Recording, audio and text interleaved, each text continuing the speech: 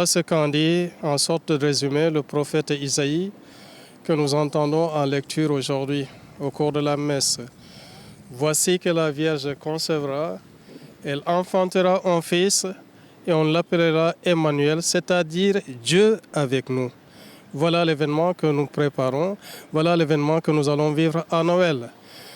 La naissance du Fils de Dieu parmi les hommes, qu'on appelle en termes théologiques incarnation. Dieu prend chair de notre chair par la personne de son Fils unique, Jésus-Christ. Et voyez-vous, en parcourant un peu l'histoire biblique, on retrouve plusieurs annonces, plusieurs étapes qui ont été des sortes de préfiguration de cet événement et de cet avènement. L'avènement, la venue en notre chair du Fils unique de Dieu, cette incarnation dans le sein très pur de la Vierge Marie.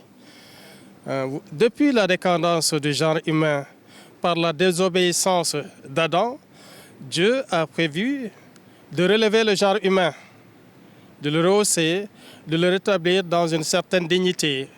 Et pour cela, il a fallu donc que dans son plan unique, dans son dessein d'amour pour toute l'humanité, mais qu'il se soit décidé à nous envoyer son Fils, lequel, par son incarnation, encore une fois de plus, offrira à l'humanité, je ne dirais pas cette chance, mais cette grâce unique de pouvoir réintégrer cette sphère de vie heureuse avec le sacré, ce qui a été un peu perdu par la déchéance d'Adam suite à cette faute originelle qu'on appelle le péché originel.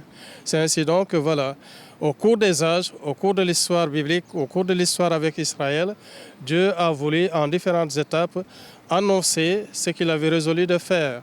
Et les prophètes se sont fait le chantre à différentes époques, à différentes générations, mais de leur faire connaître le plan de salut en général. Et ce plan de salut n'était contenu que en son Fils, donc c'est le Fils qui devrait le réaliser. Il vient dans notre chair par cette naissance virginale exceptionnelle, et voilà ce que nous célébrons à Noël. Ce qui requiert de notre part, comme le peuple a été préparé avant, le peuple a été mis dans des dispositions progressivement d'accueillir cet événement exceptionnel, de dimension exceptionnelle. Jamais on l'aurait entendu, on l'a entendu. Ah, Dieu qui prend chair de notre chair. Exprimons-nous mieux et de façon plus accessible. Dieu qui devient homme. Qu'est-ce que cela veut dire? On ne l'a jamais entendu. Mais ça veut dire que Dieu prend sur lui, en son Fils, encore une fois, nos lourdeurs, nos pesanteurs, tout cela qu'on appelle péché, pour aider l'homme à en sortir et devenir l'être premier qu'il était tout au départ de la création. C'est le Fils qui va réaliser ce plan de salut de Dieu. Comment? Par son avènement dans notre monde, par sa naissance. C'est Noël. Et Noël, mais ça se prépare, comme tout événement. Au-delà de la préparation matérielle, je dis bien au-delà, il y a ce qui précède, c'est la préparation spirituelle, la préparation des cœurs. On ne peut pas accueillir un hôte de cette marque et ne pas être dans les meilleures dispositions. C'est pourquoi nous demandons aux chrétiens, dans leur ensemble, où qu'ils puissent se trouver, en tout cas catholiques, de se préparer par la confession. C'est cette démarche humble qui consiste à reconnaître et à avouer ses péchés afin d'obtenir le pardon de Dieu. Dans un cœur pur, nous croyons, on peut l'accueillir. Voilà comment on procède pour parvenir à Noël. Alors il y a différentes étapes de la célébration, mais c'est le même événement qui est célébré. Le même événement. Ici, nous aurons la messe qu'on appelle Noël des enfants à 17h. Ensuite viendrait la messe de 22h, qu'on appelle communément messe de minuit. Le lendemain, nous avons la messe de 7h30 et puis la messe de 10h suivie des baptêmes des petits-enfants. Là, comment l'événement serait vécu un peu ici dans notre paroisse.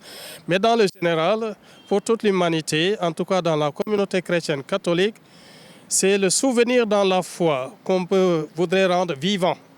Le souvenir dans la foi, ça veut dire vivre l'événement comme si c'était aujourd'hui. Accepter dans la foi et avoir les dispositions de l'accueil pour mieux vivre cette rencontre entre le divin et l'humain. Voilà cette jonction-là qu'on voudrait avoir à Noël, la rencontre du divin et de l'humain. nous serions exactement à Noël. Le message aujourd'hui, hier et pour demain serait le même. C'est l'homme qui doit se disposer à vivre avec Dieu. Avec Dieu. Dieu a tellement aimé le monde, c'est plus tard qu'on l'entendrait, qu'il a donné son Fils unique. C'est l'incarnation. Pourquoi? Mais parce que le péché a éloigné l'homme de Dieu. Le péché a éloigné l'homme de Dieu. Et il faudrait ramener l'homme. Permettez-le dans le giron divin. Il faudrait permettre à l'homme de retrouver toute sa dignité, sa splendeur première, tout cela qui a été terni par le péché. Enlever cette marque pour faire une sorte de nouvelle impression dans une nouvelle imprégnation, voilà, de ce qu'est l'homme, tel que voulu au départ par le Créateur. La créature a été souillée, mais il faut la purifier maintenant. C'est le travail entrepris. Alors que l'homme se dispose à vivre cet événement, à le vivre d'abord dans son cœur. D'abord dans son cœur. S'il faut l'accompagner autrement, c'est normal. Ça s'appelle fête, c'est une fête et une fête se fête. Voilà le message, mais c'est de le retrouver dans la crèche. La crèche, ce n'est pas uniquement que cet abri où Jésus est né. La crèche, c'est notre cœur. La crèche, c'est l'être humain. Vous voyez la crèche, hein, pour ceux qui ont eu cette grâce de la visiter là-bas à Bethléem, la maison du pain. La crèche, mais c'est presque immonde. Un lieu d'habitat des bêtes. C'est là où va naître le Fils de l'homme. Mais c'est le cœur de l'homme qui est sale. C'est le cœur de l'homme qui est lourd. C'est le cœur de l'homme sali, oui, par le péché.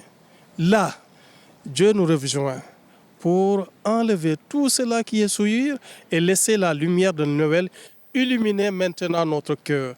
Il y a une lumière dans la crèche, c'est la lumière qui est là dans notre cœur que le Christ Jésus, Fils unique du Père, l'Emmanuel, Dieu avec nous, vient nous apporter. Voilà donc ce qu'est Noël et voilà comment il faudrait se préparer. Dans l'humilité, certainement on ferait la fête, mais dans l'humilité pour être dans les dispositions de celui qui est venu dans une condition humble.